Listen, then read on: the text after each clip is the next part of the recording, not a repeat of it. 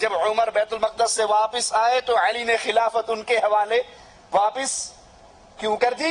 اگر یہ ان کا حق تھا تو قبضہ کیا ہوا تھا، مل چکی تھی، اس پہ قابض رہتے، واپس نہ کرتے۔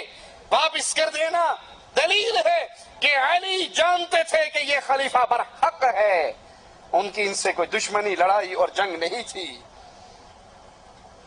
سیدنا عمر کے دور میں جب ایرانیوں سے مقابلہ ہوا، ان کا لشکر مسلمانوں کی طرف بڑھا، مسلمان لشکر کفار کی طرف بڑھا، تو سیدنا عمر رضی اللہ عنہ وارضاہ نے خود اس لشکر کی کمان سنبھال کر مقابلے کے لیے جانا چاہا، تو سب سے پہلے اعتراض سیدنا علی نے کیا رضی اللہ عنہ وارضاہ، اور انہیں منع کیا کہ آپ نہ جائیے، اپنی جگہ پر کسی اور کو بھیجیے۔ اور عمر علی کا مشورہ مان کر اس لشکر کی سالاری کو لے کر نہیں نکلے، بلکہ کسی اور کو مقرر کر کے بھیجا۔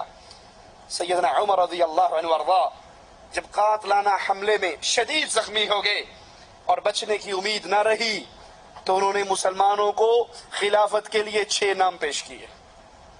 سیدنا عمر نے 6 نام پیش کیے، اور ان ناموں میں سیدنا عثمان، سیدنا علی، سیدنا سعد بن ابی وقاص، سیدنا عبد الرحمن بن عوف، سیدنا زبیر بن عوام اور سیدنا طلحہ بن عبید اللہ، یہ 6 نام حضرت عمر رضی اللہ عنہ وارضاہ مسلمانوں کو پیش کرتے ہیں کہ ان میں سے جس کو چاہو تم اپنا خلیفہ مقرر کر لو۔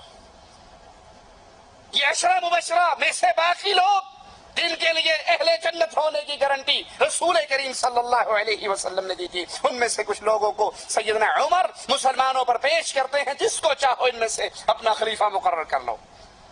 سیدنا عثمان منتخب ہوئے، اور پھر علی نے ان کی بھرپور مدد کی، بلکہ جب حضرت عثمان کے خلاف باغیوں نے بغاوت کی تو عثمان کی طرف سے باغیوں کو سمجھانے کے لیے جانے والے علی ہوا کرتے تھے، ان کے ایک ایک اعتراض کا جواب دینے والے علی ہوا کرتے تھے۔ عثمان کے دروازے پر پہرے کے لیے علی نے اپنے بیٹے حسن و حسین کو کھڑا کیا تھا، پانی مشکیزیں بھر کر اور کچھ کھانا علی نے بھیجا تھا سیدنا حسن و حسین کے ہاتھ، جاؤ اپنے خالو کو پانی دے کر آؤ۔ تم لڑائی کی بات کرتے ہو، یہاں محبتوں کے منظر نظر آتے ہیں، یہ لڑائی تمہارے دل و دماغ میں ہوگی، صحابہ اور اہل بیت میں کوئی لڑائی نہ تھی، یہ تو محبت کرنے والے۔ شہادت عثمان کے بعد مہاجرین اور انصار اور مدینے کے دیگر صحابہ نے انتہائی اصرار کیا حضرت علی سے کہ وہ مسلمانوں کی اس خلافت کو سنبھالے، اور شدید اصرار کے بعد آپ بیعت لینے پر تیار ہوئے۔ سیدنا علی رضی اللہ عنہ وارضاہ 4.25 سال خلیفہ رہے، خلافت کا یہ سارا زمانہ ان کے لیے بے انتہا دشوار رہا، مشاکل، پریشانیاں، غم اور دکھ۔ 4.25 سال سیدنا علی خلیفہ رہے، اور یہ دور مشکلات سے، پریشانیوں سے، تکلیفوں اور غموں سے بھرپور رہا۔ کہنے دیجئے جس پر مشکل آتی ہے وہ مشکل کشا نہیں ہوا کرتا، اللہ کے لیے تو غور کرو۔ یہ قوالیاں گانے والوں، مولا علی مشکل کشا میری کشتی پار لگا دینا، علی مشکل کشا ہوتے تو ان پہ مشکل، علی مشکل کشا ہوتے، حاجت روا ہوتے، بگڑی بنانے والے ہوتے، مصیبتیں دور کرنے والے ہوتے، ہم کسی کی بات نہیں کرتے، اکیلے علی کی بات کرتے ہیں رضی اللہ عنہ وارضاہ۔ اگر ان کے ہاتھ میں یہ سب کچھ ہوتا، اپنی خلافت کے ایام تو خوش اسلوبی سے گزار لیتے، وہ تو خلافت کا سارا عرصہ پریشانی اور غموں میں رہے، کہیں یہاں لڑائی ہے، کبھی وہاں لڑائی ہے، کبھی یہاں فتنہ ختم کر رہے ہیں، کبھی وہاں فتنہ ختم کر رہے ہیں۔ سیدنا علی کی پہلی مشکل کہ عثمان خلیفۃ المسلمین شہید کر دیے گئے، اور عام آدمی شہید نہیں ہوا، خلیفۃ المسلمین شہید ہوا ہے۔ اس کے قاتلوں کو کیسے گرفتار کیا جائے؟ جو جس پر مشکل پڑے وہ مشکل کشا نہیں ہوا کرتا، اور جو ساری مشکلوں کو ٹال دیتا ہے وہ مشکل کشا ہوتا ہے، اور وہ ذات صرف عرش والے اللہ کی ذات ہے۔ باقی سارے منگتے، باقی سارے سوالی، باقی سارے فقیر، باقی سارے کلاش، باقی سارے مصیبتوں پریشانیوں میں گھرے ہوئے اور ہر طرح کی مصیبت کو دور کرنے والا ایک اللہ۔ ان ارادنی اللہ بضر، اگر اللہ کسی پر مصیبت، مشکل، پریشانی، غم، دکھ اتارنا چاہے، هل ہن کاشفات ضرہ، تو کوئی ہے جو اللہ کے علاوہ اس آئی ہوئی مصیبت، غم اور دکھ کو دور کر دے۔ سیدنا علی کی خلافت میں پہلی مشکل، مسلمانوں کا خلیفہ شہید ہوا ہے، عام آدمی نہیں۔ رسول کا داماد شہید ہوا ہے، عام آدمی نہیں۔ جنت کا ایک مجلس میں 7 مرتبہ جنت کا ٹکٹ لینے والا عثمان شہید ہوا ہے، عام آدمی نہیں۔ فرشتے اس سے حیا کرتے تھے، عام آدمی نہیں۔ اس کے قاتلوں کو کیسے پکڑے؟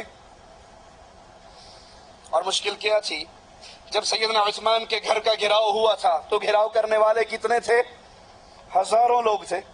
کوئی مصر سے آیا، کوئی کوفے سے آیا، کوئی بصرہ سے آیا، ہزاروں باغیوں نے سیدنا عثمان کے گھر کا گھراؤ کیا، اور پھر کچھ اندر داخل ہوئے اور انہوں نے شہید کر دیا۔